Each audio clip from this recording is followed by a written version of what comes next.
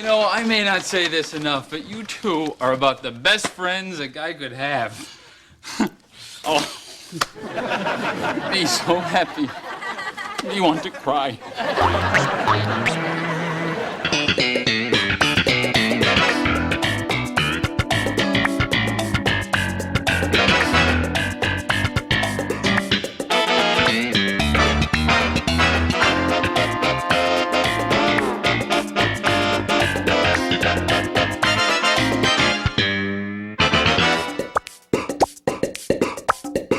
Hello and welcome to Seincast, a retrospective on all 180 episodes of Seinfeld, being hosted by two guys who can barely run their own lives. My name is Vinny. My name's Matt. Hello, Matt. How are you doing? Not doing well. I bought You some sound awful. I bought some Isobutane 20. Isobutane 30. I got mine's 20 and it's from Jersey, not White Plains. Ooh. Yeah. You got butchered.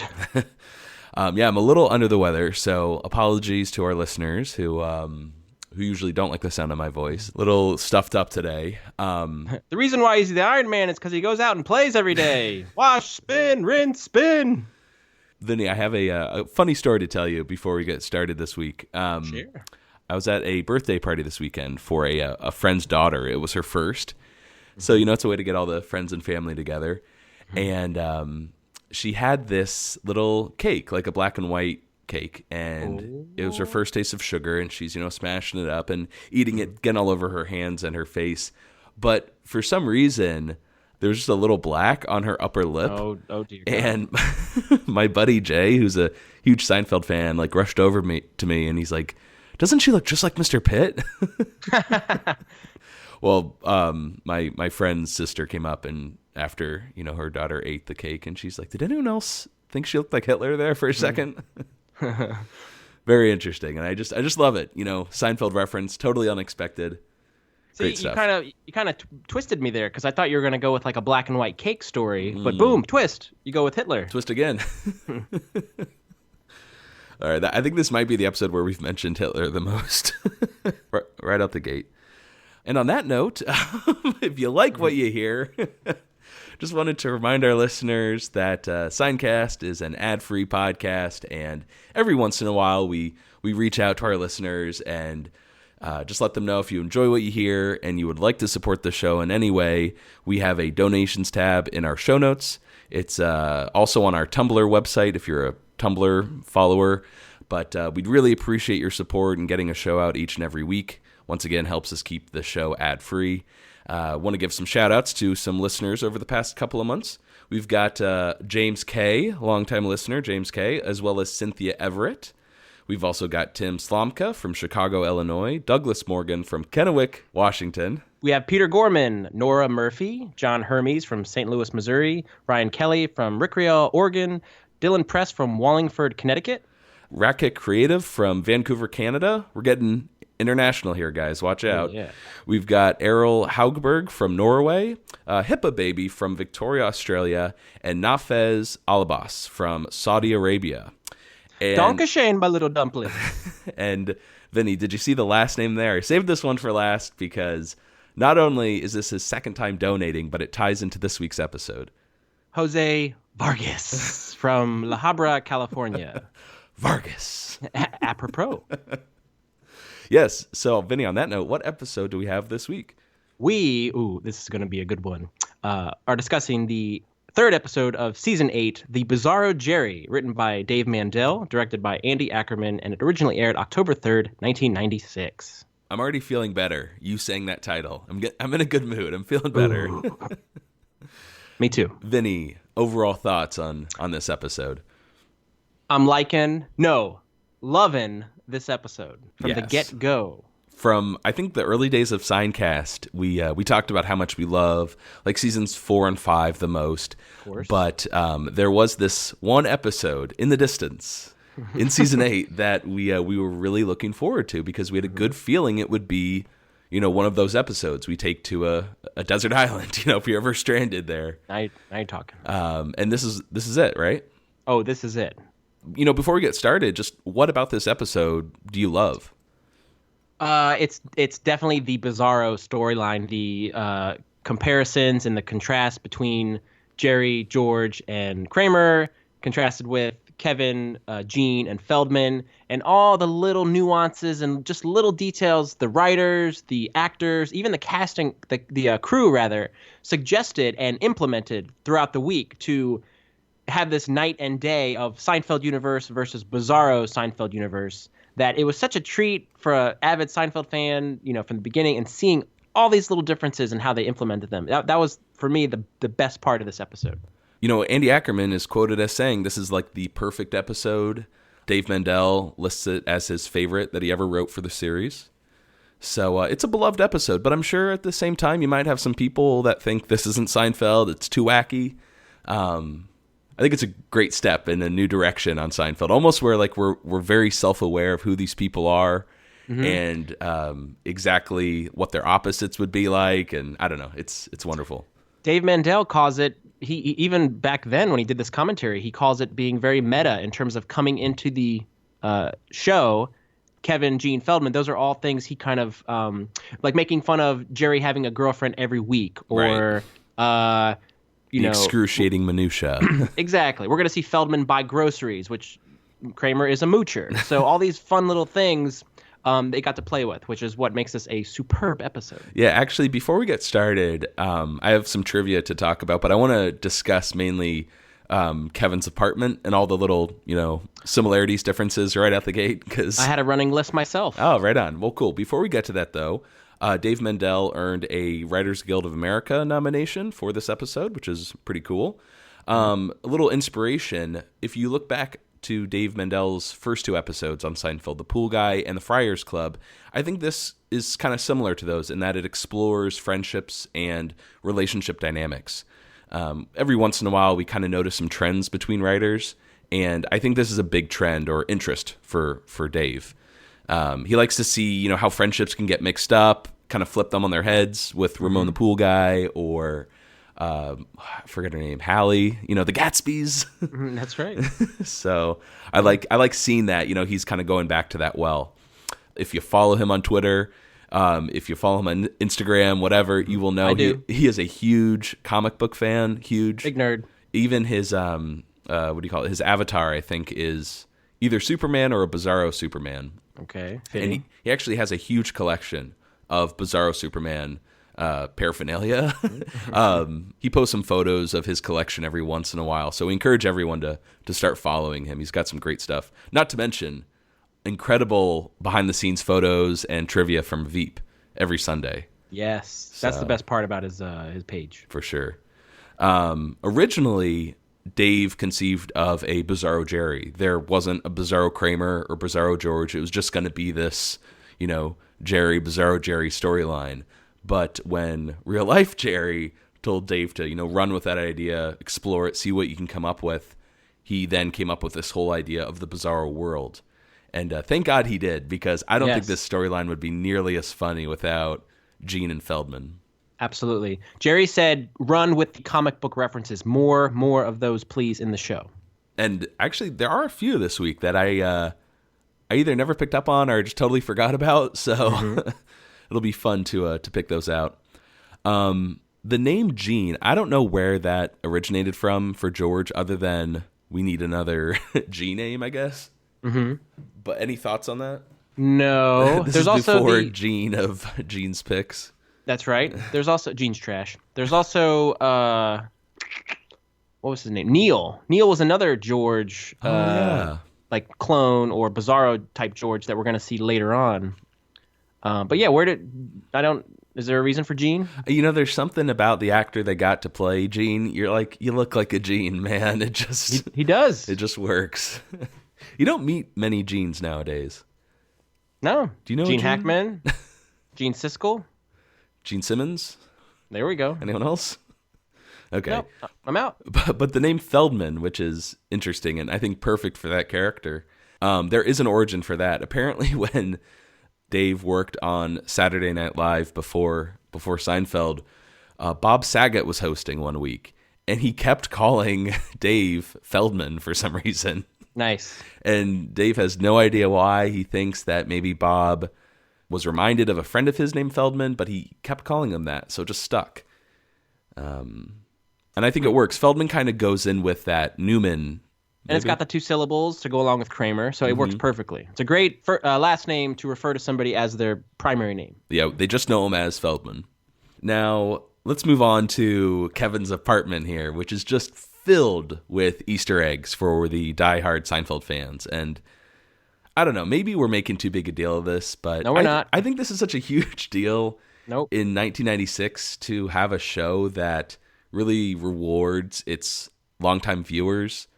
I just can't think of any other show, a sitcom that is, that would go to such great lengths to have all these funny little jokes that you can only see if you freeze the VHS tape or whatever. But again, rewarding you for having watched all the previous seasons. That's the reason you get all of these little jokes. Right. So why don't you take like a few things that you picked out that are different yet similar in, Kevin's apartment versus Jerry's. I've got a long list, my friend. Go for it. First thing is the doors are locked. Hey, that's a subtle one because it's an action. You know what I mean? It's not not set decoration.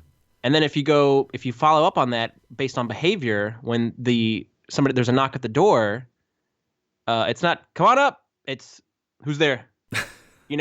Kevin is a little bit reserved and uncomfortable about, somebody's at the door. Who is this? He's got to check before he even considers opening the door. And can I jump in here real quick on the subject of the door and the locks? You don't get a buzzer anymore. It's a doorbell. Oh, nice. Did you pick up on that? It's like ding dong. That one I missed. Happens. I think it only happens with Elaine, maybe Kramer. I don't know. Okay. But and then once somebody is allowed into the apartment, he greets them with a hug. Feldman. That's a good one. These are very subtle. See, mine are the easy ones. Like, oh, look, that poster is different, or that. Oh, I pulled out a fine-tooth comb. All right, what else next you got? Is an obvious one. The apartment is flipped in its orientation. It's a mirror image of Jerry's apartment. Nice. Okay. You have a unicycle instead of a bicycle hanging in the bathroom hallway. Mm-hmm. Which is can I jump in here real quick? Yeah, jump. I mean, there was a increase in popularity of unicycles, I think, over the past 10 years. Do you notice this in Alexandria? Like, do you have any hipsters riding around on unicycles? I only remember seeing a guy on a unicycle in college, but nobody on the East Coast over here. Oh, wow. Yeah, I don't know if they're very popular in New York, but I feel like there were too many unicycles out there at some point, which... Well, we can thank Seinfeld for that, right? Of course. And Dave Mandel. What else you got? They're sitting reading on the couch versus watching TV or, just BSing. There's also different color schemes between the couch and the kitchen. It's got a warm, like, what is it, neutral tone to it? Like an earth tone. Earthy, yes. Yeah, the apartment's very, like, brown and tan, whereas Jerry's has a lot of blue and gray in it. There you go. Kevin's got pastas in his cupboard in little glass jars versus cereal. I thought that was an interesting choice. Pasta, not... I mean, what really would be the opposite of cereal? Soup and sandwich? I don't know. Well, it's food that you have to, like, cook, You can't just eat it plain. Oh, okay, there you go. I don't know. That's how I kind of looked at it. But you definitely notice it. It's very noticeable as opposed to the Kix boxes and the Lucky Charms, etc. Now, again, this isn't all apartment stuff, but these are just differences I noticed between characters in the apartment. Kevin is offended when Elaine eats the olives versus Jerry's just like, come as you are, eat what you want. Feldman knocks to enter the apartment, whereas Kramer just slides right in. Mm-hmm. There are pictures of horses on the wall in the Bizarro apartment versus Jerry's cars, most likely, or, commonly Porsches. That is very subtle. Yes. In fact, I didn't notice that at first. It wasn't until like a couple of rewatches. I'm like, what are those? Oh my God. Those are horses. Horse versus machine. A lot of horse faces. There is a photo right at the door, which is where the Cal sign, Jerry's father, is in Jerry's apartment. And I cannot make out what that photo is. I'm assuming that would be some twist on that idea, but I couldn't, freeze it to find out what it's there. So something's there, but if anybody wants to tackle that one.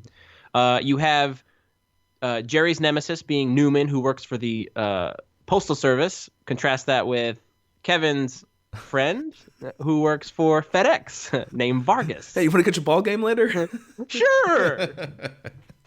Now, something I thought was kind of interesting, Feldman and Kramer both obtained tickets to events, and I wasn't quite familiar with the Bolshoi. That's a ballet. Is that right? Yeah, it's like a Russian ballet. Because I was hoping it'd be an opera, because then you would have a tie-in between Pagliacci and the Bolshoi, but it's not. So Oh, okay. you can't really say they're contrasting because they're both kind of like high society type events that they go to. They get tickets, But I would argue, even though Jerry goes to Pagliacci, it's not like he wants doesn't want to to be there. Like, he's like, what is that crap? Yeah. Oh, great.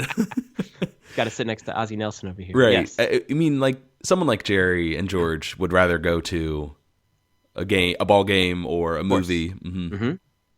My kind of guys. Kevin is a little bit of a wuss when he gets a get out from Elaine. Can't take it. Can't cut it, spit the bit. That's one of my favorite lines where Elaine's like, is there anything I can do?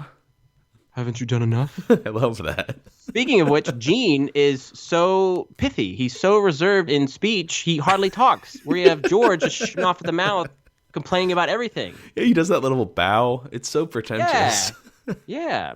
And even Dave Mandel commented in the commentary. I didn't even pick up on it. If you notice, like, Jerry's color scheme in his clothing versus Kevin's, the neutral tones that we talked about. Mm-hmm. If you look at Gene, he's very well dressed and he's very put together in his sport jacket, tie, and shirt. Whereas you look at George, the tie's like undone and the collar's open. So George looks more slovenly compared to Gene. And then he said that Feldman, he still shopped at secondhand stores, but he chose differently in terms of his vintage clothing as opposed to Kramer. And you can really see that when they have the meeting, the encounter between the two worlds. Yeah, Feldman looks a little, I don't know, like more slick or stylish. I don't know. I don't know how to put it. But like Gene definitely has like a nicer suit, maybe a nicer tailor than George. And I think I'll save the rest for, there were some things that we were supposed to learn about these characters that got cut that would have added to even more little, bonuses and Easter eggs. So, oh yeah, let's save that for sure. Anything else though from the apartment that you wanted to mention? Is all I have from the apartment. Now, did I miss anything? I only have one note here, and I think Kevin has a PC instead of a Mac. I wasn't sure. I saw the computer, but I didn't. I know that's been a hot topic among fans, Jerry's computer and the Switch. But so you're saying Kevin is a PC guy? I think so, but we kind of messed up in the past. I don't remember which episode, but Jerry went from that old Mac to more of what looks like a PC monitor. And it turns out actually that PC-looking monitor was a Mac product. It's the kind where you like slid a laptop inside of it. Yeah, very bizarre. Okay. Oh, bizarro. So I think technically Jerry still has a Mac. Kevin might be a PC guy. It just kind of... It goes with the Bizarro theme, I think. Yeah, it does. Now, I did notice a few similarities, things that did not change between apartments, other than obvious things like, oh, he has a kitchen, he has a couch. There's a door. They have the same oven mitt. Two other people have the same sweet-ass oven mitt, my friend. Yeah, Vinny surprised me with a Seinfeld oven mitt, which is, I think, showed up starting season 6, season 7. It's very prominently featured in this episode. Yeah, definitely. It's a great design, and I think we've mentioned it before. In case that you're that Seinfeld completist, we'll include a link in our show notes. It's a kind of like a black and yellow cat design, which kitty. I have not used yet. I just keep it on the side of my fridge. Liz didn't, as do I. Liz didn't make you throw it out. What is it with you and Liz? Are you guys in a fight? No. Yeah, she only threw out the Wayne's World wigs, which we mentioned last week. Vinny and I, every once in a while, like to get together and dress up as Wayne and Garth and just hang out. Now that dream is shattered. There's also the same tea kettle, like red, probably the same prop, as well as that Newark EWR yellow ticket on the fridge, which I thought was interesting. But probably the coolest thing is it's 5A, the apartment. Yeah, see, I feel like they could have done A5 as the apartment door. A5. Just flip it. That would have been cool, but whatever. Well, speaking of apartment buildings, it is the same building as Jerry's, once again, just kind of flipped. And something I noticed this week, and I think it happened last week, and it might continue for the rest of the series, they blacked out, the production crew blacked out the name Shelley on the awning. Oh, okay. So for those of you who have never noticed, the real life apartment building is called the Shelley, and it's quite visible through the first 7 seasons. And that kind of bums me out. yeah, so I think with season 8, with the departure of Larry and maybe getting some more money, like more popularity, they decided to update the outdated establishing shots. I see. To make them look more modern. Since if you go back to those old ones, it's like, oof, these are taken in the mid 80s. Yeah, less like late 80s, early 90s on some of them. So when they did that, either they blacked it out in reality, or they just did it in post. I'm not sure. Yeah. Mm-hmm. But something interesting to note for us diehards. Well, Vinny, let's get started with our first scene here. We're in a cafe, which I wrote ? Java World? Possibly? Perhaps. They're sitting outdoors. They are, and they're drinking the same kind of cups. It's just like a plain white styrofoam cup from the what was that? The postponement. Yeah. But I believe it's the same set on the back lot, and it's like the only cafe on the back lot. So I don't know. There's a precedence there. You said Java World in the postponement? Yeah. Oh, I'm sorry. Or is it the Maestro? When did Kramer get burned? No, he got and get burned. It and settle. Oh, I'm sorry. It would be the Maestro. That's when they got the deal. My bad. Okay. Just But checking. yeah, he gets burned in postponement, and he settles for free coffee at any of our stores. Plus. Yes. But anyways, George and Jerry are sitting out at Java World, and they have this idea. You're abducted by aliens. Would you rather be in their zoo or their circus? And George goes with the zoo. You can set your own schedule. Plus, you might put a woman in there. Give me a mate. What if she has no interest in you? Then I'm pretty much where I am right now. Just got to take a ride in a spaceship. I was going to ask you where you fell on this, if you were a circus or a zoo guy, and I cannot add anything to George's argument. That it's perfectly put. I like the mating. I like the spaceship. I'm all for it. Sorry. Got the black lung pop. Sorry. It's really bad. I think what he's trying to say is get the bully base.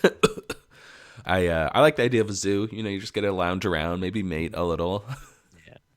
But Jerry, of course, leans more towards the circus. It's show business, It's his wheelhouse. But there's actually a Twilight Zone about this, where this astronaut crashes on a planet, and the aliens there kind of look like humans, sort of, but they recreate like a house for him. Mm-hmm. They treat him really well, and he's walking around the house, and he's like, oh, this is great, like unlimited food, booze, entertainment. And then a wall slowly moves, and it turns out he's behind bars, and he's in a zoo.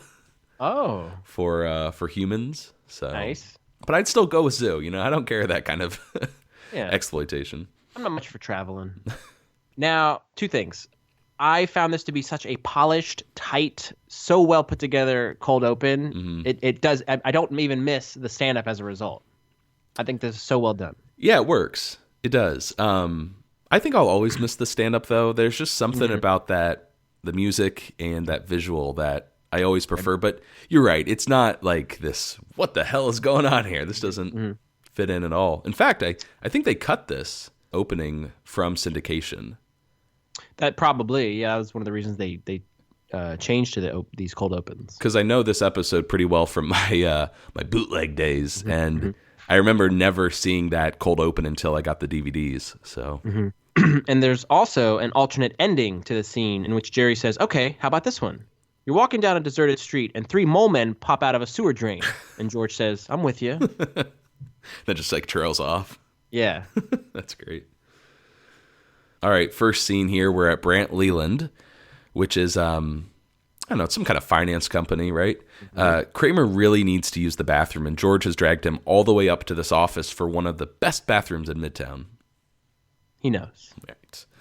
And how does George, you think, know about this bathroom? What is it about George and getting access to this high-rise? Well, let's go all the way back to the Busboy season. Help me out. 2? 3? 2? Yeah. Season 2, Busboy. George demands Jerry any bathroom in the city, name it, and Remember Jerry gives him the cross section? Yeah, very good. Alice Tully Hall, the Mets. Magnificent facilities. Come on. Man, so irritating. Toilet paper and, toilet paper, toilets, anything toilet related, George is on top of it. And spoilers for Curb, but doesn't this come back with the season 7 arc?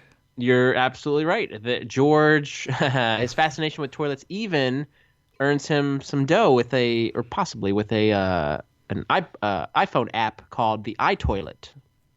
Which I wouldn't be surprised if that's a real thing, finding the best toilets in the city.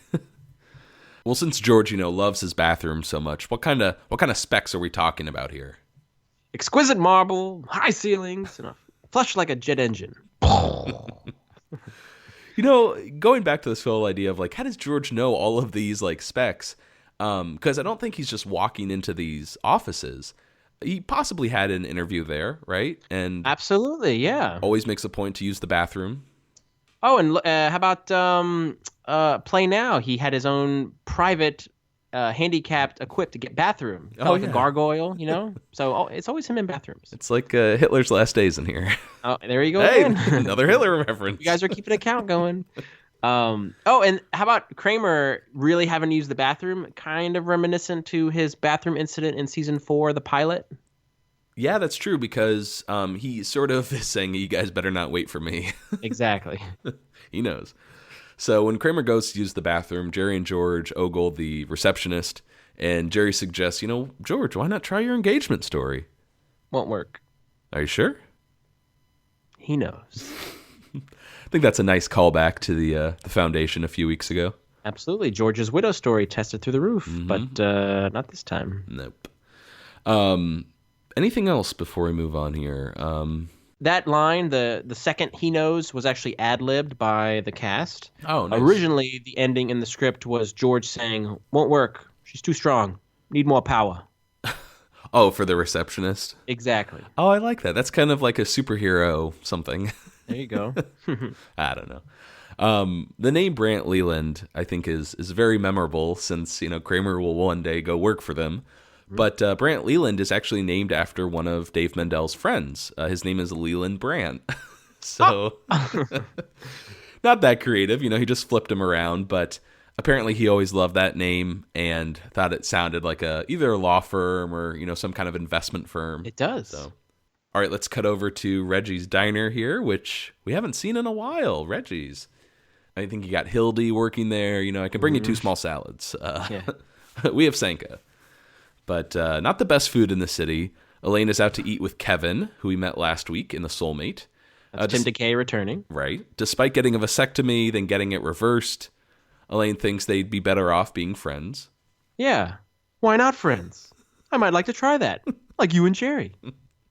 What a quick little turn there, because he initially seemed a little bit put out, friends. And immediately Kevin's back on Easy Street. I'd like to try that. Yeah. Dude, he is such a creep. I love Kevin. I'm a pro Kevin guy.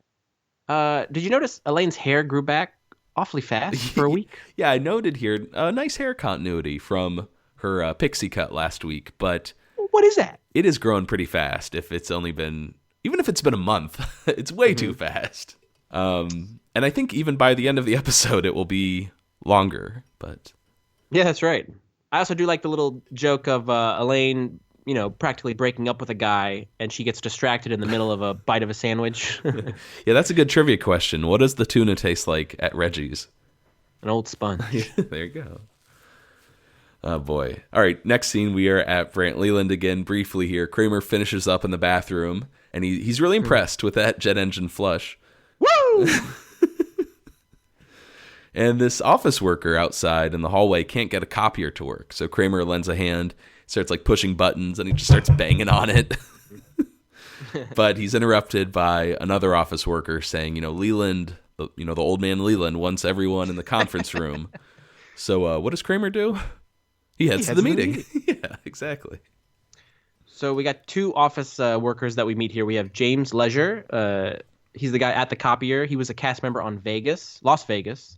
This guy, James Leisure. Sorry. God bless you, Matt. I'm really having a hard time today. This guy, James Lesure, was a cast member on Las Vegas, and he was in 3 episodes of New Adventures of Old Christine, which I thought was kind of cool. He's got one of those lines in here that's like James with "Quiet," where he goes, "Damn thing is jammed again." He does. Very memorable. No, you nail on the head. And then the other guy, the guy who pops his head out of the door, his name is Harry S. Murphy. He plays the office manager. Mm-hmm. This guy was in Blast from the Past, Evan Almighty, and listen to this rap sheet, this Seinfeld-related rap sheet. He was in Curb Your Enthusiasm, the special section episode. He was in 1 episode of The Michael Richards Show, 1 episode of It's Like You Know, and he played an anesthesiologist in Sour Grapes. Wow. So he might be one of the contenders for the most Seinfeld-related, non-Seinfeld projects. Yeah, definitely. That's impressive. Apparently this storyline of, Kramer just sort of being like, yeah, all right, and he just starts working there. This came from Dave Mandel's life, actually. He used to go to a Tower Records in New York, and all the time people would come up to him thinking he worked there, and eventually he realized, like, I know enough about music, I'll just help them. So he would go around the store helping people, and I don't know, I thought that was pretty funny. No, I'll help. Kramer did that for Movie Phone also. Oh, that's true. Good point. Which was a Dave Mandel episode. Interesting. All right, let's move over to Monk's here, where Jerry, George, and Elaine are having some lunch. Remember I was telling you about Jillian, my friend who writes for the LL Bean catalog? I really think you should give her a call. I don't know. Do you have it? Not bad. What is she? I put her stats on the back. Pretty impressive. Serious boyfriend, 92 to 95. Uh-huh. Owns her own car. Favorite president, James Polk. Let me see that. So, how'd it go with Kevin? Did you steel toe his ass back to Kentucky? You aren't going to believe this. I told him that I just wanted to be friends. He's fine with it. He really wants to be friends. Why would anybody want a friend? It's really not that bad, actually. He said he'd even go with me to the Museum of Miniatures. This is something you would never, ever do. I mean, all that stuff is so small. Stupid. I told my engagement story to that receptionist, but told her this was my fiancé. What? Don't you see?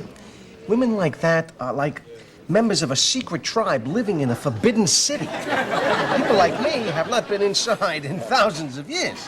But with this, it's like I've already been with one of her own. My hand's been stamped. I come and go as I please. Well, you've cracked it.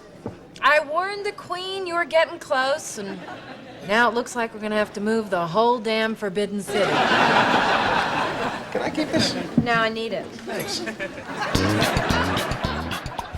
A couple lines that really stood out to me. First one, did you steel toe his ass back to Kentucky? Yeah, you love that one. I do. Well, I think because he said ass, and I was young. Next quote I like is when Elaine's referring to the Museum of Miniatures and if Jerry will go. I mean, that stuff is also small. Stupid.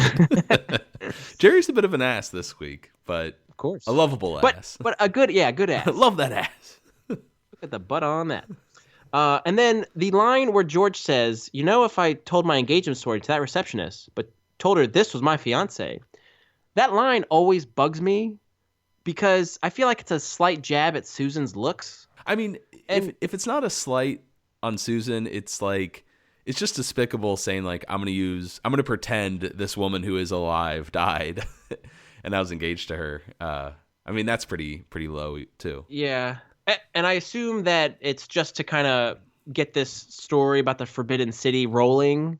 But I was like, man, Susan has the goods. She's no slouch. But not like Jillian, she's a model, so... Whatever.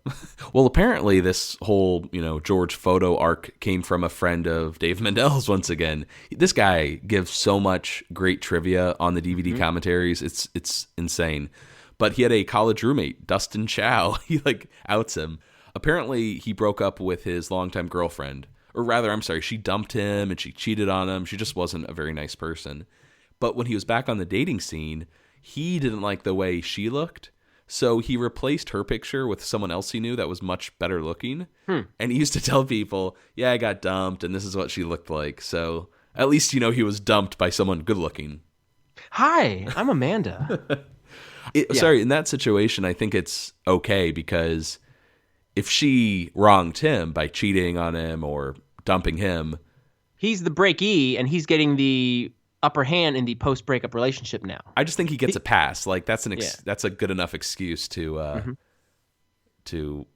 make your ex look more attractive. But He's getting like concession spoils as a result of being the loser. right. And again, Dave Mandel kind of channeling Larry in terms of pulling real life circumstances and putting them into a Seinfeld episode. I do love Elaine's quote at the end where she's like, "You cracked it. I warned the queen you're getting close. Now it looks like you're going to have to move the whole damn Forbidden City." Mm-hmm. Love that. Great stuff. Now, before we move on, there was an interesting bit of cut dialogue here that was going to track throughout the episode and actually kind of connected to a joke that stayed in the episode. Jerry was going to ask George, what's going on with Dennis Franz's hair on NYPD Blue? The whole back of his head is all fluffed up. Is he blow drying it? George replies, I can't watch that show. I need more distinct boundaries between my violence and my nudity. Oh, cue the Dennis Franz butt, right? Bing! Bing condom. So keep that in mind. There's a mention of Dennis Franz here and the fact that he might be blow drying the back of his head. Let's move over to Brant Leland here. George steps off the elevator and tells the receptionist that he's there to see Mr. Who is this?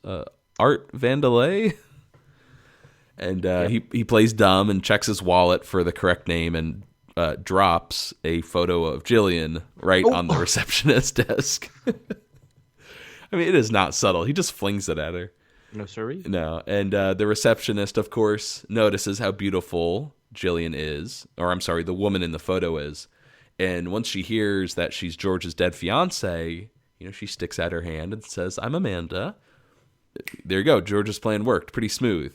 But very smooth. The best part, I think, to the scene is a group of office employees get on the elevator behind George, and he recognizes a voice. Good work today, K-Man. Well, you know what they say. You don't sell the steak, you sell the sizzle. In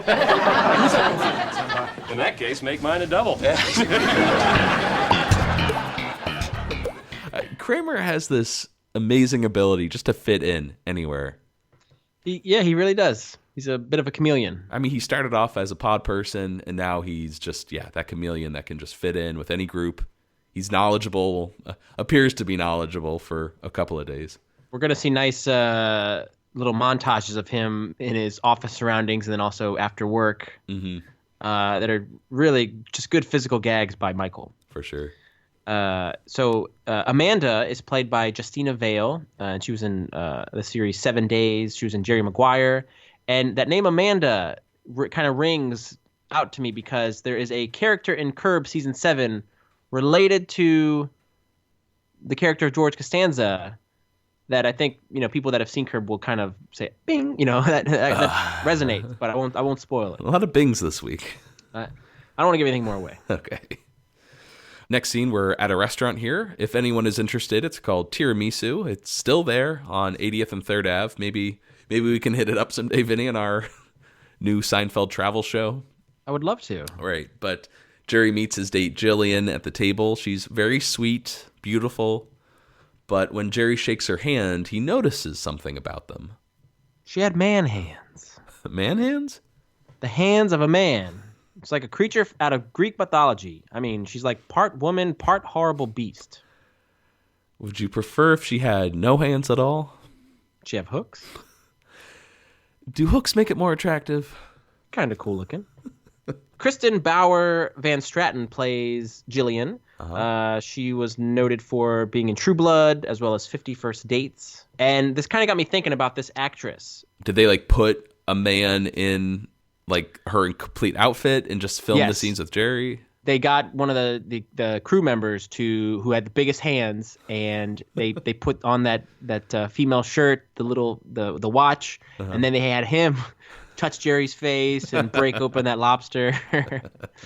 It's really well done. Yeah, I love this character, and I really don't know how to say this, but I do wonder, as we become more progressive and more aware as a culture, hopefully, if man hands still works nowadays. Oh, yeah. Just because as, gender is getting redefined and, people are becoming more aware of the transgender community. Yeah. I guess she's not transitioning, but are you saying would this joke be deemed acceptable in 2017?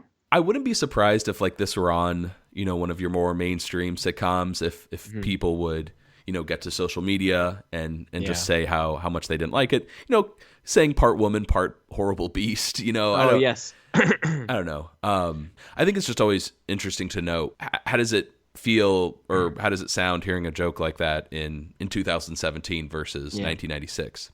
Yeah. That's all. Just something to think about on my own or your own, whatever. Leave me alone. All right. But Vinny, where does the term man hands come from? Well, since you asked, Dave Mandel, the woman he would eventually end up marrying, had very rough, dry hands, as he put it, and he called them farm hands, which is kind of a affectionate term he referred to his now wife. But he used that and coined man hands, which he thought was much funnier. As opposed to farm hands. Farm hands. She had farm hands. Farm hands. The hands of a farm. Next scene, we are at Monk's. And after, Jerry catches Elaine up on his date with man hands, she reminds him that, he has to pick her up in White Plains tomorrow because she's got 5 huge boxes of buttons to bring back. Well, if you need an extra set of hands, I know you can call Jerry. Yeah. All right, let's go over to Jerry's apartment the next morning.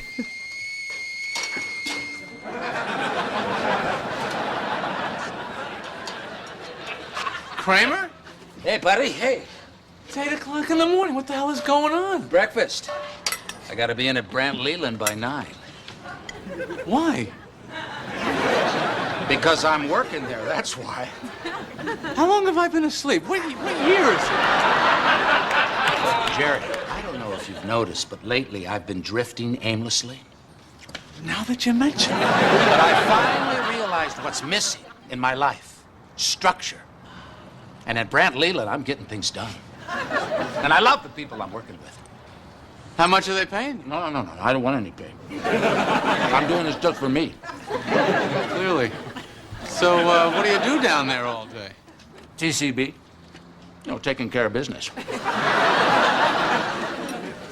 Yep, I gotta go. All right, so I'll see you tonight, huh? don't forget my briefcase. Well, what do you got in there? Crackers. And then we get that great montage set to Morning Train. My baby takes the morning train. Which we will hear again, right, when George is on disability. That's right. Apparently, whenever you're going to work, you listen to what is it? Sheena Easton's Morning Train. Love this scene with Kramer. I think this is just, it might not be one of his best arcs, but it's one of the most memorable, I think. Just that moment where he's like, because I'm working there, that's why. How long have I been asleep? What year is this? It feels very Twilight Zone-y, and this kind of ties into the whole Bizarro portion of the episode that we're going to, get into later. But this is Kramer now in business attire, making breakfast early in the morning, going to work. Mm-hmm. But he TCBs all day, taking care of business. And I love that crackers line. Little extra trivia. What kind of crackers are they? They look like Ritz's. Yeah. The big ones, big Ritz's. Let's move into this montage here. So it starts off with Kramer getting on the subway, and, he's pushing against all the people coming out. And at one point, it's like he's on roller skates because he just gets pushed out and just sort of glides. I have it as he's floating, like he's being, repulsed or rejected by this mob of people. But how does he float backwards? Well, it's almost like he's just going with this wave, of people. He has no control. Lovely. Right. And then we have a presentation moment where his only note is, it's like a bar graph, and he's like, oh, there's white here, but no green. I didn't notice that. Does it say that on the projector? No, it's just like all the bars are white and blue. Mm-hmm. And Kramer's like, yeah, there's white here, but there's no green. Green is the color you want. And then what else we got? Like a water cooler moment, washing his shoes. Mm-hmm. And then that moment you mentioned earlier, him sitting at his desk, right? Yeah, that's pretty cool. We actually see the crackers, him chowing down on some Ritzes. And this is something Kramer does a lot where he eats and he's enjoying himself. He starts rocking back and forth. Yeah, he's happy. He does it with the Kenny Rogers chicken, you know? That's true. You're right, in bed. I think he like points at someone like, hey, Steve. And then the end is the best. It's the bar, and he's surrounded by coworkers. They're all letting off some steam. And he said, I can't make out what he says. He says something, and it just gets a huge laugh, and Kramer bangs on the table. And then he starts rocking again. I guess when Kramer is happy, he rocks back and forth. Oh, it's great. Something like, let me go that way. All right. Next scene, we're in Jerry's apartment, and he's talking to George on the phone. Amanda has asked for him to dress smart, casual when they go out. What is that? I don't know, but you don't have it. Right. So Elaine enters, and she's not looking happy. Where were you today? What? Pick up. Damn. So, where were you? Here, I guess, and I went out and picked up a paper. I had to ask Kevin to leave his office and come and pick me up. Well, what are friends for? Yes, and he is a friend, Jerry. He's reliable. He's considerate. He's like your exact opposite. So he's Bizarro Jerry. Bizarro Jerry? Yeah, like Bizarro Superman. Superman's exact opposite. Who lives in the backwards Bizarro world. Up is down, down is up. He says hello when he leaves, goodbye when he arrives. Shouldn't he say bad bye? Isn't that the opposite of goodbye? No, it's still goodbye. Does he live underwater? No. Is he black? Look, just forget the whole thing, all right? Oh, man. What a day. I use a drink. Tough day at the office? People kept coming in, and that phone just wouldn't stop. Well, we better get going if we're going to go to that 7 o'clock cold fusion. Yeah, well, count me out. I'm swimming in it. Old man Leland is busting my hump over these reports. If I don't get them done by 9, I'm toast.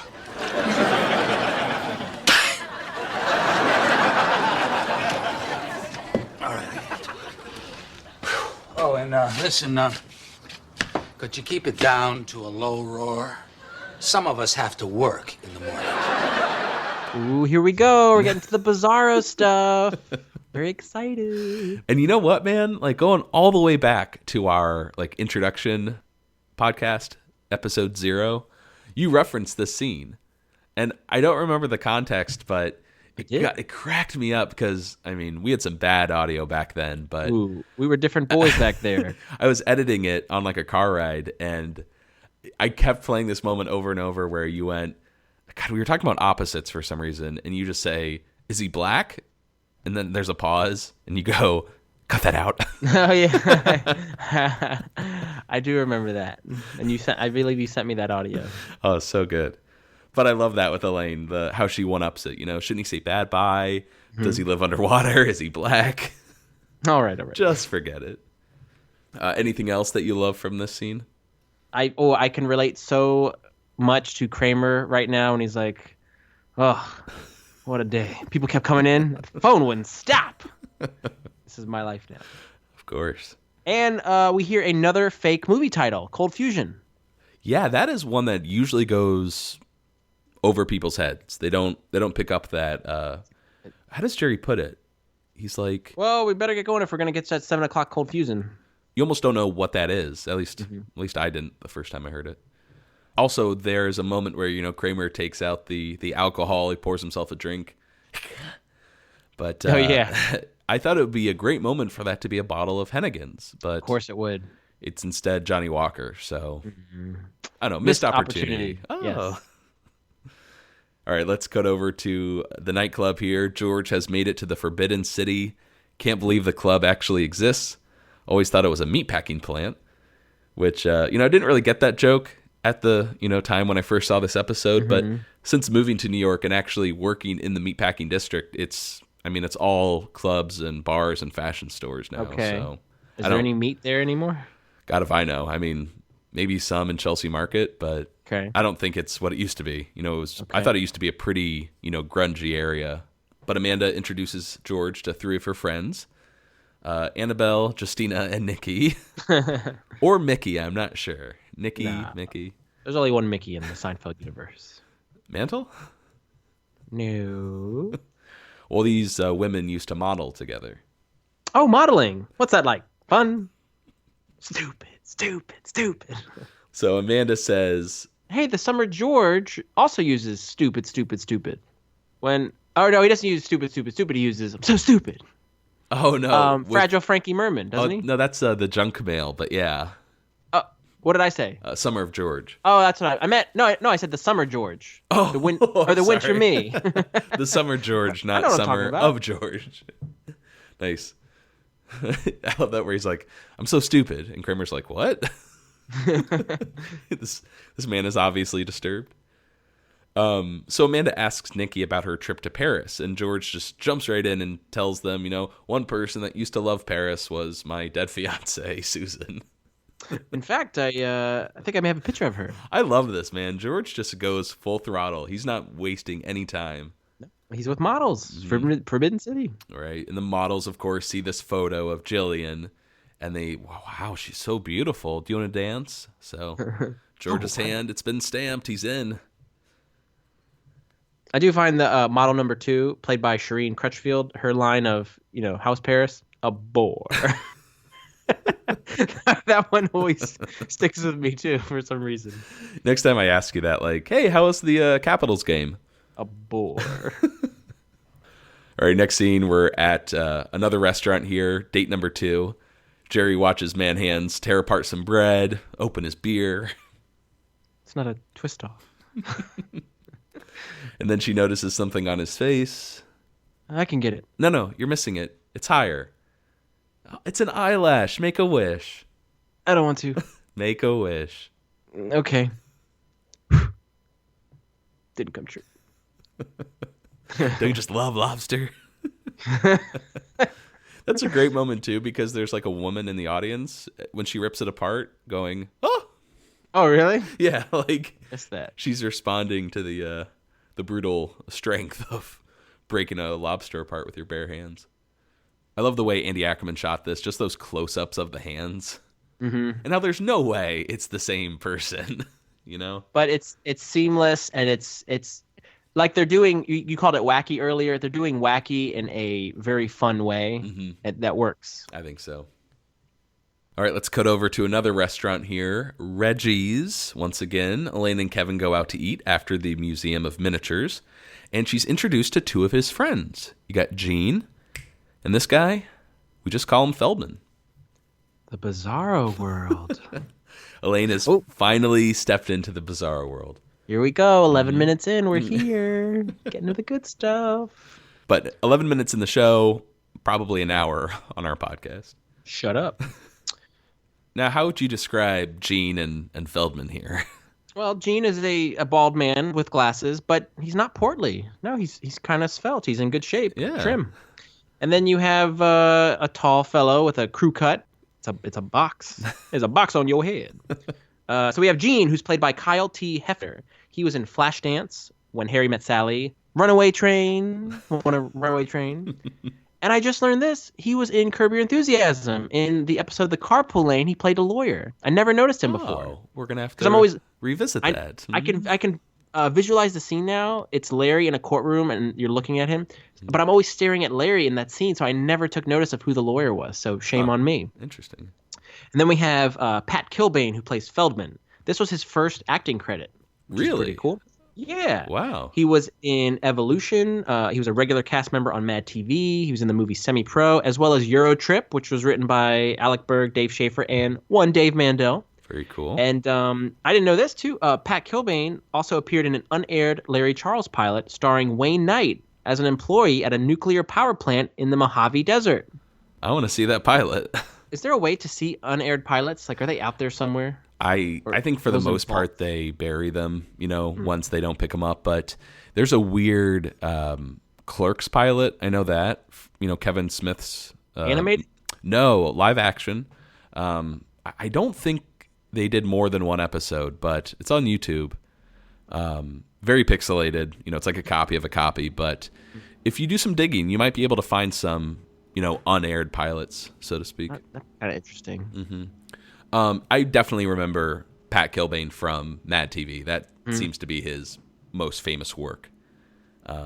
Gene, on the other hand, I don't recognize that actor. I want to revisit those Curb episodes that you brought up. Yeah. But we get an act break, and we're going to come back to Reggie's here in a minute. But first, we'll be at Monk's, and George is telling Jerry all about the Forbidden City and models as far as the eye could see. And since he's inside the walls, he's not going to ask Amanda out again. He can come and go as he pleases now. His hand's been stamped. So you're going to burn that bridge now. Flame on! Which is, once again, a reference that I didn't pick up on at first, but that's, what is it, Johnny Storm. Fantastic Four. Yeah, Fantastic Four. That's his catchphrase. But anyways, Jerry wants to know, hey, when can I go with you, George? And George just kind of scoffs, and he's like, it's a fast-paced crowd. People have nicer clothes there. What are you going to wear? And Jerry makes a good point. He's like, I'm dating the woman in that photo. Yeah, but I was engaged to her. He is very, like, a lot of hubris from George this week. A lot of confidence. He's feeling it. Oh, for sure, man. I've never seen George, I don't know, rise up the ranks so quickly. He was, got too close to the sun? Yes, on wings of pastrami. There it is. I do like it, though. I always like when George kind of gets one. It's nice to win one. And this is one where George, for now, is winning. Right. Ultimately, I never want George to win, but I like it when he can enjoy his time in the sun, for sure. And if that last bit of dialogue about, hey, I'm dating the woman in the photo, I was engaged to her, if anyone doesn't remember that, it is definitely cut from syndication, because I know this episode better from syndication than the DVDs. So interesting. Yeah. Anyways, let's cut over to one of the best scenes here. We're at Reggie's. Jerry will later call it the Bizarro Coffee Shop. So Bizarro Coffee Shop as the four are finishing up lunch. I got it. Oh, you got it last time. Don't worry about it. This is unbelievable. Say, Elaine, what do you think of an alarm clock that automatically tells you the weather when you wake up? Well, I gotta say, I think that is a fantastic idea, Feldman. Nah, I don't. It's not practical. See you later, Elaine. Feldman and I gotta get down to the library. What are you gonna do down there? Read.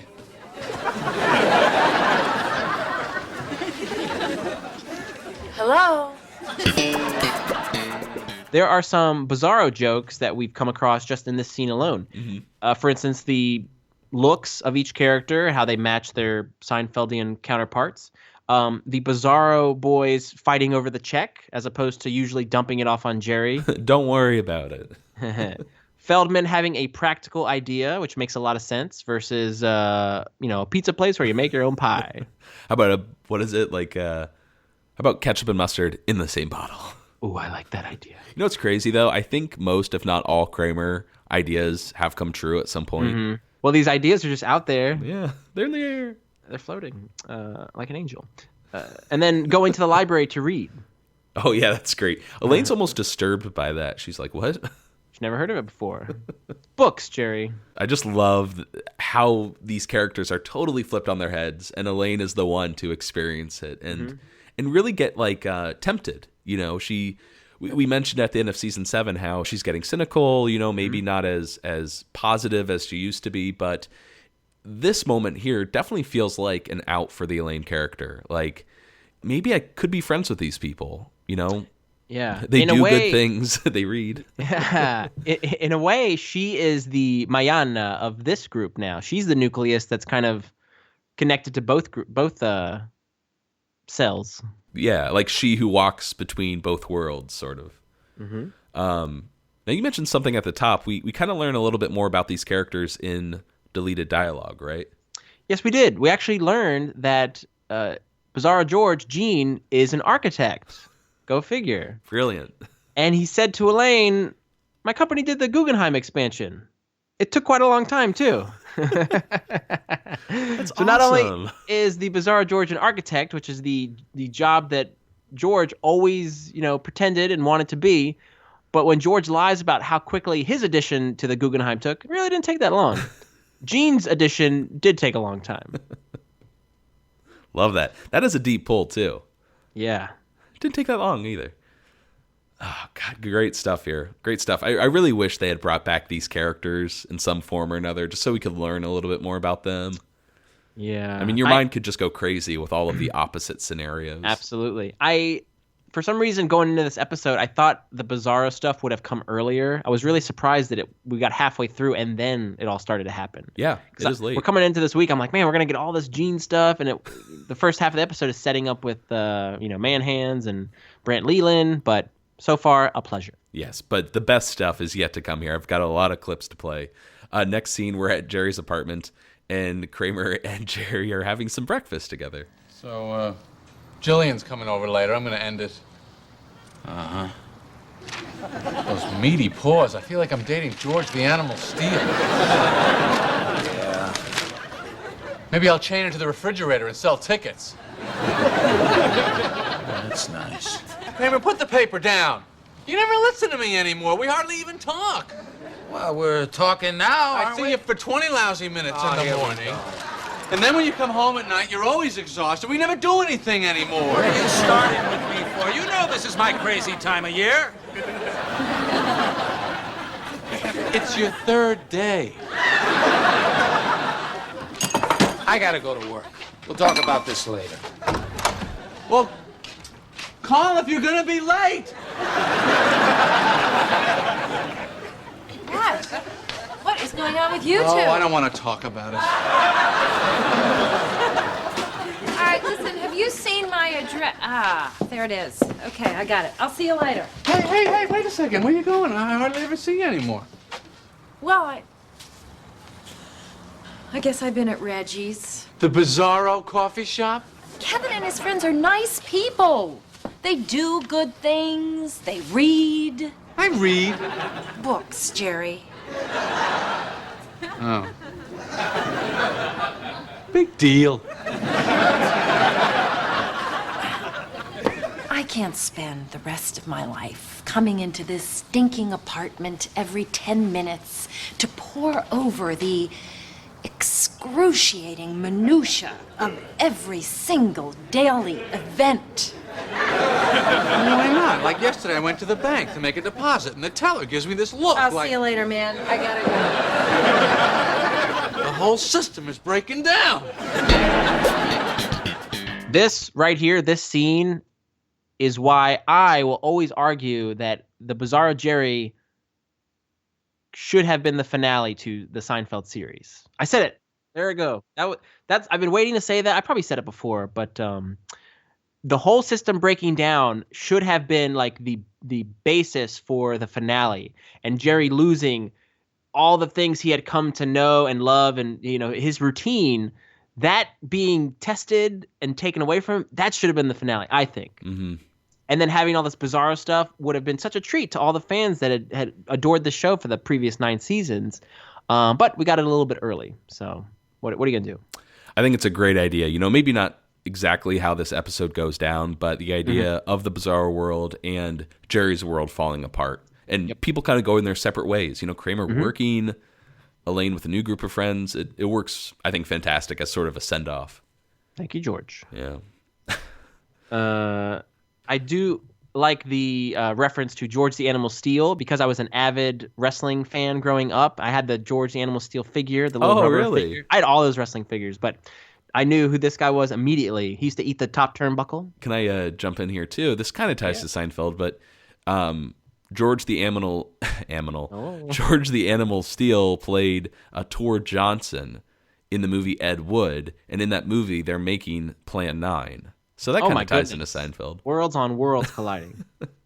Yeah, Jerry's a little mean here at the top where he's like, those meaty paws, I'll chain her to the fridge and sell tickets. So he's baiting Kramer, really. Yes, he's trying to see if Kramer's paying attention, and he's not. Right. Now, there's a line in here, Matt, that I always like to say to you. Do you know which one it is? All the time you say this line. Probably every time we record this show or we just talk. Or get together. I'll set it up. I sit here for 20 lousy minutes in the morning. Oh, here we go. Is that it? That's it. Yes. Never fails. I love using that line with you all the time. I think another one that not used as much, but from the Stranded with the oh boy. Yeah, that's a popular one. And then Elaine has a wonderful read of I can't spend the rest of my life coming into this stinking apartment every 10 minutes to pore over the excruciating minutia of every single daily event. That's a great line. And that line there, I would argue, is what this podcast was founded on, because there have to be people out there that love the minutia and poring over it. Yep. Maybe not have that much new stuff to say, but just addressing it and connecting dots. That really, I think, is one of the best, for me at least, one of the best lines to come out of Seinfeld, because I think it really sums up the show as a whole. Agreed with you wholeheartedly. Mm-hmm. So we have Dave Mandel to thank for that. Oh, for sure. That bit with Jerry and Kramer, though, almost acting like this married couple. Like, what is going on with you two? Well, I don't want to talk about it. He's got the robe on, you know? Yes. Call if you're going to be late. This whole scenario, if we ever lived together, I always hoped like that's what our life would turn into. I could see that happening. You know, you're busy being a pharmacist, and I'm like, you never pay attention to me anymore. Oh, here we go. Oh, no. What does he say? What are you coming at me for? What is it like? This is my crazy time of year. It's your third day. They already heard the scene. All right. Well, I just want to let our listeners know that, Vinny, you and I had to take a little break here. Yep. An extended one. Our voices might sound a little different. The soothing sounds of Seincast at the top of the hour. Thanks for tuning in. I had to rest for a little bit, and now I have 101 fever, but onward and upwards. Is there any fever reference in Seinfeld? Has anybody had a fever in the 9 years? I was thinking of when Jerry, he's like, what is it, like 80 miles an hour, 40 degrees out? You do the math. Okay. That kind of stuff. But did Newman get Kramer kind of did with hypothermia. Did anybody ever have a thermometer in their mouth, or were they in bed? I'm surprised they never touched on that. Some sort of fever gag. Also, we should mention that our significant others are asleep right now, so we have to talk a little quieter. Tippy toe. This really is a Bizarro episode, man. Yeah, it fits perfectly. Whatever. Anytime we screw up with the production, we should just say, "Hey, it's Bizarro week." Do your the Bizarro bass line again with that nasally voice of yours. Oh, like how perfect is that? I finally nailed an impression. Okay, let's move on to George's apartment here. George is in the bathroom getting ready to go out. And what is he doing exactly here, Vinny? He's blow drying his hair. He's puffing up. Not just puffing up, though. There's like a model, a photo in the background that he's working off of. The lovely, vivacious Dennis Franz is peering over his shoulder in the background in a very nice, blown up black and white portrait. It's too bad it wasn't like a shot of Dennis's hairy butt, from NYPD Blue. Now you're talking. Okay. Already off the rails. Yeah. And there's no wine involved this time either. I lost my train of thought. Oh, we should note that George is doing this little flare up move to right where the horseshoe pattern of his hair forms. He's flicking up that's his swinging spiky do. I don't know. That really, as a bald man, that really sticks out to me. Yeah, nice try, Pops. Well, and what's great about this is the deleted scene we mentioned, or deleted dialogue earlier, how Jerry was noticing, hey, Dennis Franz is sort of blow drying the back of his head lately. Mm-hmm. Yeah, what's the deal? Do you think George noticed it, or did he come up with the idea from Jerry? My instinct would think George heard Jerry make a comment about it. Right. Just in the same way that he picked her up, walked right over to her table. In that fashion, he heard that, and then he's like, I'm going to puff up too. All right. So Kramer moosed up, George puffed up. Yeah. Is that a puff? No puffs. Anyways, phone rings, and George gives himself that little wink, looking good. You're looking fabulous. It's Amanda, And he's telling her, hey, I think we're better off just being friends. Meanwhile, the photo, for some reason, of man hands is sitting on the counter. And also, oddly, George leaves the blow dryer running, and the photo catches fire, and it's destroyed. That's a shame.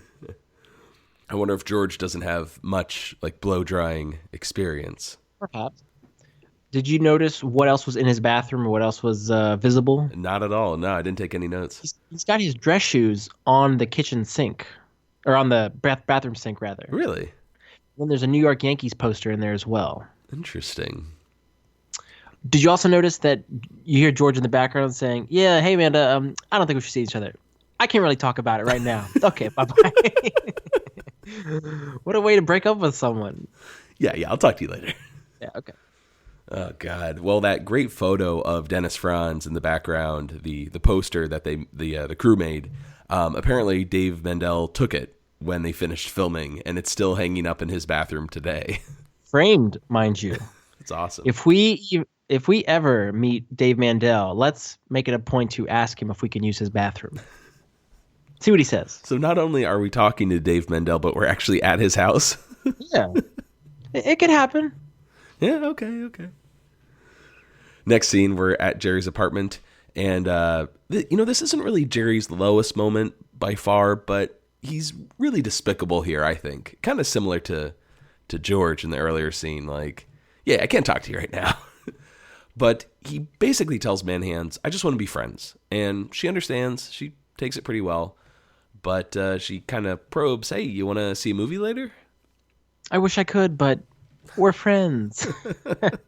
It's horrible. So what do you do when you get broken up with? You go and wash your hands. Good idea. There's a beach towel on the rack. Let's note that there have been 3 breakups in this episode. Elaine with Kevin, George with Amanda, Jerry with Manhands. Everyone's taken it surprisingly well. You had Kevin, I think I like that. Right. You know, I could be friends, like you and Jerry. And then, we don't really know Amanda's reaction, but she seemed to have took it well. And now, what's her? Jillian wants to. You still want to go to a movie later? Well, once again, they're all friends. Like this excuse, it's sort of like a vague breakup. Like we're friends, so do we hang out? Do we do stuff together? What's going on? A vague up. Did I say vague up? No, you said a vague breakup. I squished the words together. God. So the phone rings, and I love this. We get the first of a great recurring bit on Seinfeld. Yeah. Jerry, my hairdryer ruined the picture. I know I need another one, or I can't get back into the Forbidden City. Who is this? Jerry! Is this the first? I think it is, isn't it? Nice. Well, it's, you know how you watch the show so many times, these gags kind of just get lumped together. You know they're out there, like these ideas. So I didn't know when the first one occurred, and my memory's not good in that way. So George promises to take Jerry to the club and show him a good time if he gets this photo of Manhan, excuse me. That's what he needs. So Jerry hangs up, and he sneaks over to Jillian's purse while she's in the bathroom. He digs around for a second, and then boom, pulls out a duplicate, when suddenly this hand reaches out from off camera and just crushes his fingers, you know? We should also point out that as Jerry looks toward the bathroom, he sees just the back of Jillian. Mm-hmm. You hear these huge splashes of water to indicate that those man hands are getting clean. Right. And he get kind of like, whoa. All right. So then we, cut to later that evening. And I love this scene so much. It's night. We can barely make out Jerry sitting at the table in the dark when Kramer arrives home. Jerry. Hey, Jerry, I'm right here. You're late? Yeah, well, I got held up, you know. What happened to your hand? Like you care. Work piled up, I lost track. Oh, sure. You and your work. Elaine's off in the Bizarro World. George only calls when he wants something. And I'm left sitting here like this plate of cold chicken, which, by the way, was for 2. Oops, I ordered in. It's still effort. Oh, jeez. What's wrong? It's my stomach. You're probably getting an ulcer. This job is killing you. It's killing us. You know what? You're right. He's reports, they can wait a couple of hours. What do you say we go out tonight? Any place you want. The coffee shop? You got it, buddy. I'll call George. I love Jerry's excitement at the end of that clip. The system he talks about, he really does care about it. This is his routine. This is all he knows. I can't think of like another moment, but there's several times in the series when Jerry kind of, I don't know, gets kind of giddy and turns into like a spouse of some sorts, like whether it's to George with like, you hear the way he talks to me? Or yes. I just love that kind of dynamic with Jerry and his friends. Even with Meryl, you know, where's the can opener? I'm looking, it's not here. Just fighting with my wife. Does he ever have that with Elaine? Honey, aren't we going to be in the Poconos next Friday? Shut up. But this side of Jerry, just the giddy side, is just, so pleasing. I'm enjoying the Jerry as the disappointed homemaker who, like this chicken, is for two. You cooked? I ordered out. Still effort. I like the, what's happening to your hand? Like you care. Oh man, that is the best. That's great. Even, I mean, God, we're once again just repeating what we heard, but to go back even further, when Kramer's like, Jerry, hey, Jerry, I feel like Jerry's just pausing, like he's letting the moment stretch out until he's like, I'm right here. Oh, man. Great stuff here. This is one of those episodes where I'm just so pleased with all four characters' storylines. I mean, everyone's firing on all cylinders. It's great. You got that straight. I thought this was interesting. If anyone watches the DVDs, they have a really cool feature where they count all of the Kramer entrances, specifically ones that are on screen. They don't count them if it's off screen or if you assume he walks into the apartment. And I thought it was interesting that this moment when Kramer walks in, Jerry, hey, Jerry, that is his 300th entrance. And if we go back a little bit here, his 100th episode was in the contest, I believe, when he says, I'm out, which is awesome. His 100th entrance. And then his 200th entrance at some point was in the couch. I'm not sure exactly what the scene was, but okay. I hope the 100th and the 300th are very notable episodes. The couch, all being a great episode, doesn't lend itself to a milestone entrance, but who's counting? Right, and well, here's hoping we get a 400th entrance before the series ends, but no way. I'm not holding my breath. Well, we are. Get outta here. We were 75% of the way through with the foundation, so hey, it could happen, like you said. Next scene, we are on the street, and before we get to one of the most classic scenes from all of Seinfeld, I want to talk about something real quick. We had that Dennis Franz mention at the coffee shop with, how he combs or blow dries the back of his head. Then you got George in the bathroom blow drying the back of his head. And now there was going to be some sort of, dialogue between Jerry and George as they're walking on the sidewalk with Kramer, right? George was going to ask Kramer and Jerry what they thought of his hair. And he said, I'm doing a Sipowicz. And Kramer would chime in saying, no, Sipowicz has thick, lustrous hair. You can really get your fingers lost in it. You got nothing. And I really like that dialogue because if we go back to the Fix Up, thank you. Cynthia with those eyebrows. Thick lustrous hair is really important to me. You want to get your hand out? Is that what you're saying? Yeah, I want to be able to get it out. And then also, if we go to the race, Jerry tells George, you used to have a thick, full head of hair. Poor bastard. Hey, isn't that Elaine? Maybe she'd give me another picture of man hands. Elaine! Elaine! Lady! Hey, Elaine! Hi!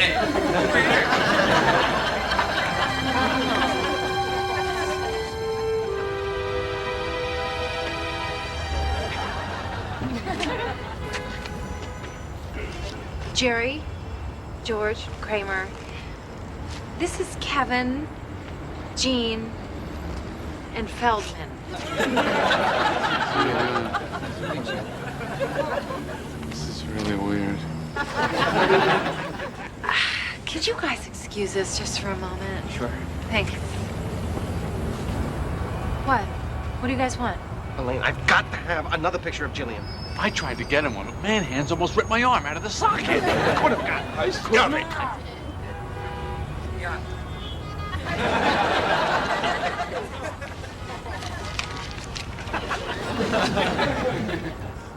Guys, I gotta go. Take it easy. Elaine? I come? I'm sorry. We've already got a George.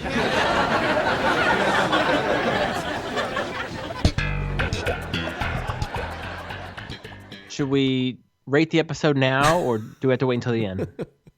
Let's wait till the end here, but Okay. I think it's safe to say this is one of the most classic scenes, right? Absolutely. Yeah. I feel like the show at this point and in the past does such an exceptional job at making fun of itself, or at least I think Dave Mandel called it, providing a commentary on itself or just being so aware. But you see mirror images of these characters, and it's really, really, it's very cool, and also I think a tribute in a way. But they also did something like this in season 4, I think, with the pilot arc, where they were mimicking real life and kind of commentating on the show itself. Right. Yeah. Yeah, there's something to be said about the pilot. This episode has a lot in common. It's a lot of meta humor, a lot of inside jokes, callbacks, rewarding, once again, the diehard fans that know all of these, that know these characters so well. I think that's really interesting, actually. I think that's probably the most similar episode to this one. Mm-hmm.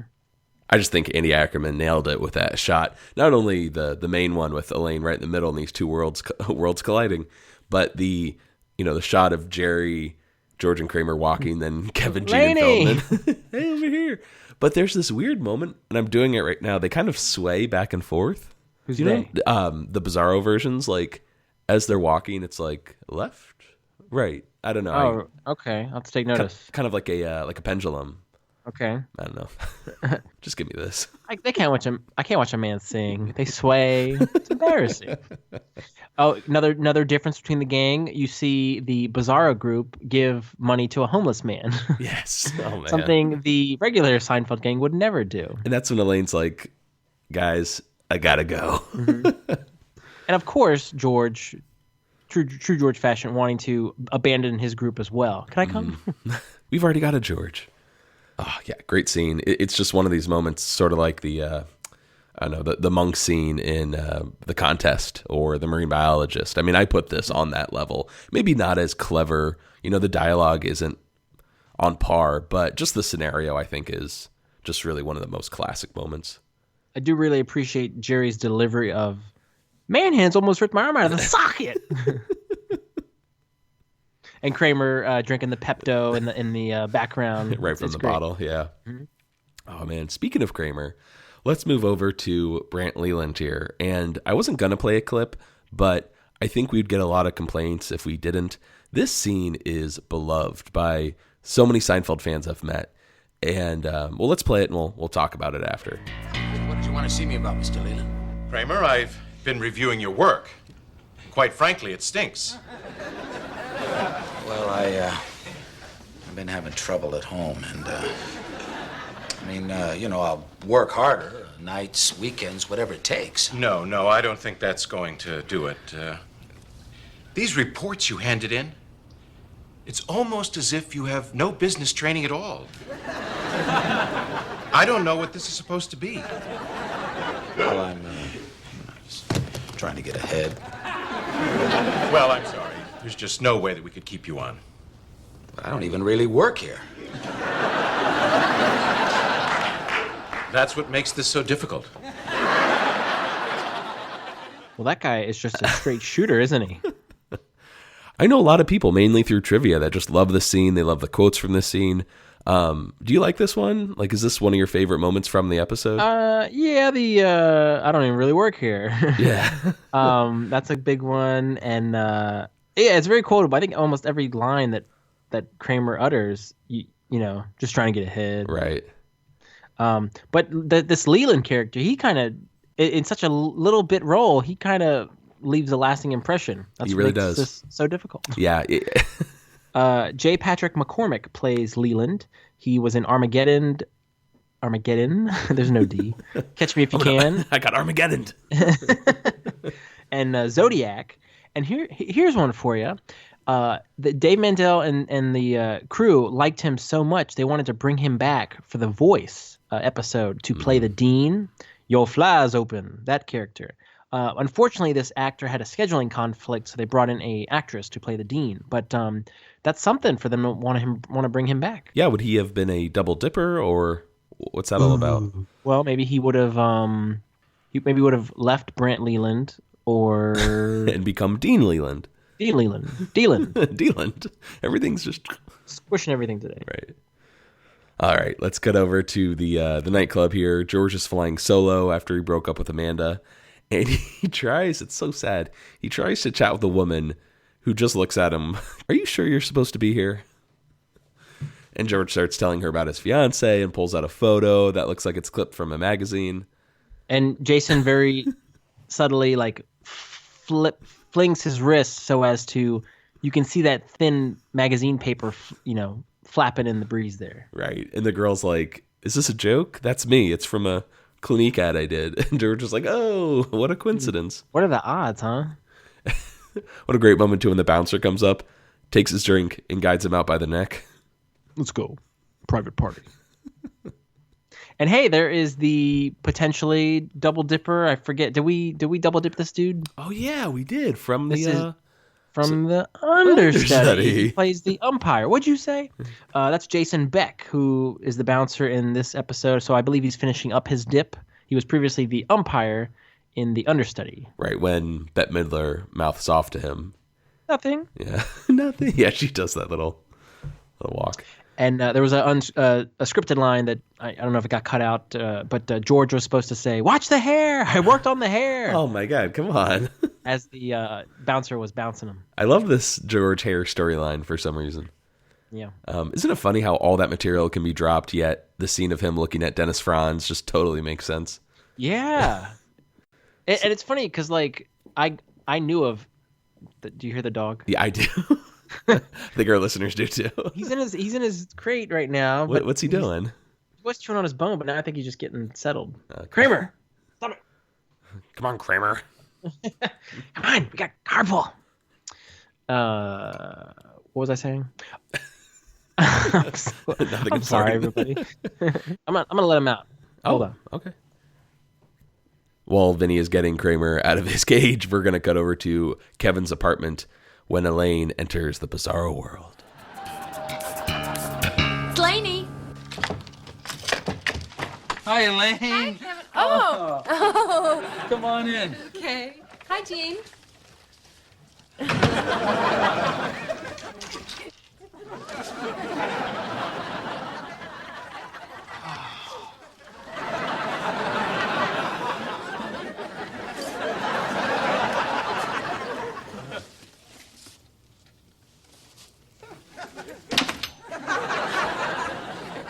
What's up?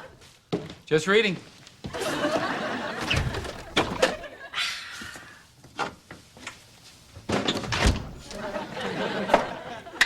Hey, what are you doing? Eating olives. Ever hear of asking? Who is it? Feldman. From across the hall. Hold on.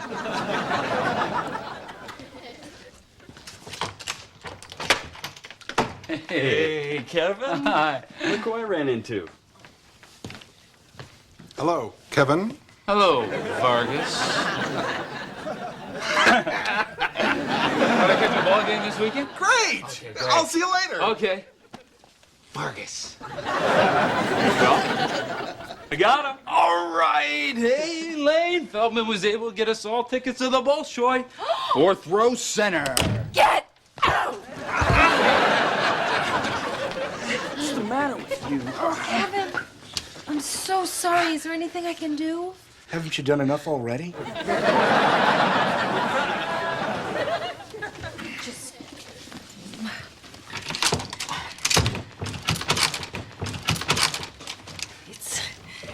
It's locked. One could argue that they could have made this an hour episode. I'm sure they would have had to fill with stuff, but I would want to see 22 minutes of the Bizarro Kevin. Kevin in the gang. Yeah, it would have been great to see this for an hour. I think we went over, and actually this scene, you guys owe it to yourselves to, pull up YouTube or Hulu and watch all the great visual gags and placement of objects and everything in Kevin's apartment. It's a scene, man. I think we got most of them. Yeah, I'm sure there's something. But Mark Larson plays the Bizarro Newman, who works for Vargas. Vargas, yes. Right. And he works for FedEx. I don't think there's anything here that we didn't mention earlier. I did notice when Elaine is trying to get out of the apartment and it's locked, Kevin is kind of clutching his stomach or his side, because he's hurt. But they kind of hold on him so long that I'm like, really, Kevin? He's holding it for so long. It's almost a bit much. Hey, man, he's your friend. You like him. That's true. Hey, I'm sorry. Don't talk about Kevin like that. I'm not sure if we talked about this little trivia here, but that Bizarro statue was actually made specifically for the show. Yeah, that'd be a hell of an item to acquire. Absolutely. Or have commissioned. You have been after the Seinfeld statue in Jerry's apartment for years now, right? I was on a hunt for it, and I almost pulled the trigger because it had come down to a price that I found obtainable. And then, I got a girlfriend and a dog. Oh, boy. Now I don't have the money to plunk down on a Seinfeld statue. So. You got to get that house first, and then you can get the statue. Mm-hmm.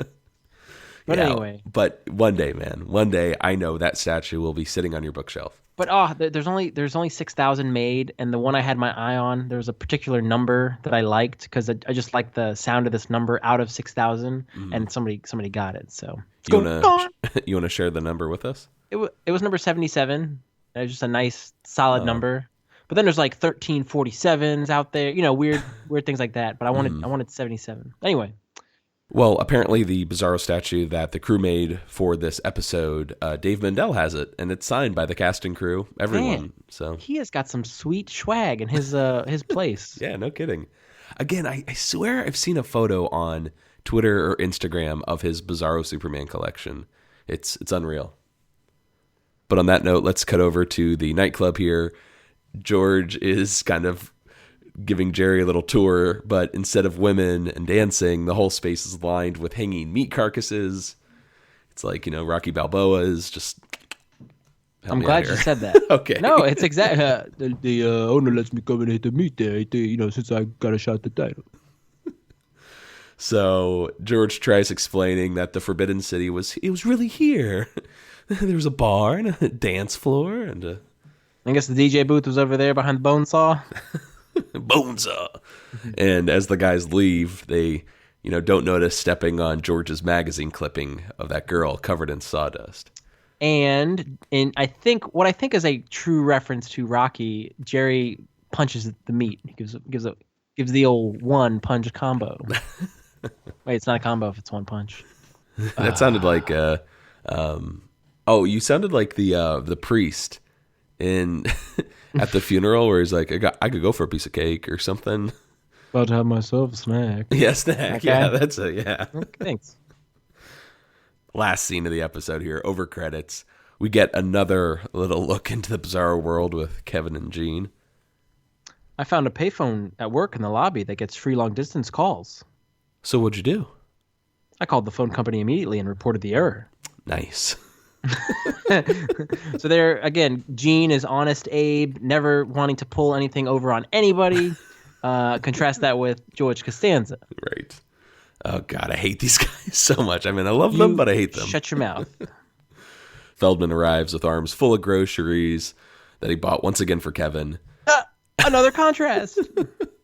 And Kevin tells them, you guys are about the best friends a guy could have, and they all bring it in for a hug. Me so happy. Me want to cry. You are seriously talented at that. I'm dying. And one of the biggest pearls that Larry left on the show, the mark that he wanted to probably stamp on Seinfeld was no hugging, no learning. That's what makes for a funny episode, funny premise, just the whole mentality of the show. Mm-hmm. And what does the Bizarro group do? They hug. They hug it out. Yeah, disgusting. I think they're sick. So, what do you think? So, Matt, does this episode TCB? Oof. Taking care of business? You got that straight. Yeah, definitely, man. This is, I mean, have we said it clearly enough? I mean, this is one of, if not the best episode of season 8. And I think one of our favorites, right? Yes and yes. Can we just say that from the series as a whole? You can speak for me. Love this episode. There's not too much I don't love about it. Maybe I have blinders on because the premise is just so funny and the execution is so clever and just so rewarding as a longtime Seinfeld fan. Even if you're not even though you don't get all the jokes, you still want to study everything and try to see what you can pick out. Yeah. Just love it. What about you? I loved everything about this episode, everything we touched on, each character's story arc, all the little Dave Mandel insights that we got, every little nuance in Kevin's apartment, and all these, Leland, as well as Kevin, Gene, Feldman, Vargas. Every character was a welcome addition. I got one complaint for this episode. Do you know what it is? Is it someone's storyline? No. I wish I were taller. You're no, I wish it was longer. That's it. Oh, okay. Yeah, me too. This is an episode that doesn't feel like it was, underwritten. But yeah, definitely leaves you wanting more, without a doubt. So props to Dave Mandel for writing one of the best, or at least one of our favorite Seinfeld episodes. And I will say it again, just because I want to be redundant, but this could have been a series finale, I believe. Not as is, but the idea, right, of the Bizarro World and Elaine leaving the group. Absolutely. Well, Vinny, I'm sure we're giving this episode 10, I don't know. Oh, wait. Come on, you brought this back for a reason. Ritz crackers and Kramer suitcase out of 10, I don't know. Okay. I'm going to give this episode 10 steel-toed asses back to Kentucky. Nice. Now, the more interesting question is, where do you put this on your top 20? Because since way back when, I think we... Oh, sorry. Back it up, man. Who says it's going in my top 20? Oh, okay. I'm just kidding. It's going in my top 20. Don't piss me off, Art. Do you want me to go first? Sure, go for it. Ooh, I'm feeling generous today. Okay. And I'm looking at these episodes, and if I said I'd rather watch the Bizarro Jerry over... Ooh. I'm going to do it. Here I go. I'm going to make this my number 7 episode. Wow. Right after the opera and just bumping down the Cheever Letters. And that's going to say bye-bye to the doll. Okay, man. Number 7. Lucky 7. Yeah, thank you. Your turn. Well, I'm not trying to one-up you or anything, but... You can make it 6. Go ahead. No, I'm going to make it higher than that. Ooh. Yeah, it's crazy. Just because I just love the premise so much. I love the weird sci-fi comic book stuff going on in this episode. And I think the execution is just fantastic, especially for an episode without Larry David at the helm. I'm going to place this dude really high. I'm placing it at my number 4. Number 4. So you got the Hamptons at number 3 and the Cheever Letters now at number 5. So for both of us, this ousted the Cheever Letters. But I'm saying adios to the showerhead. That's leaving my top 20. You'd be good to drop that one. Oh.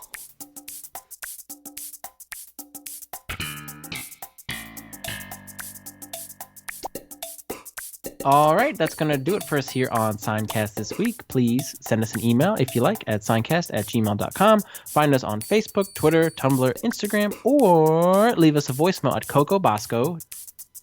That's it. I wanted to say .com. Vinny, what episode do we have next week? We are discussing the 4th episode of Season 8, The Little Kicks. Oh, man, missing the death blow. But for now, I'm Matt. I'm Vinny. Signing off.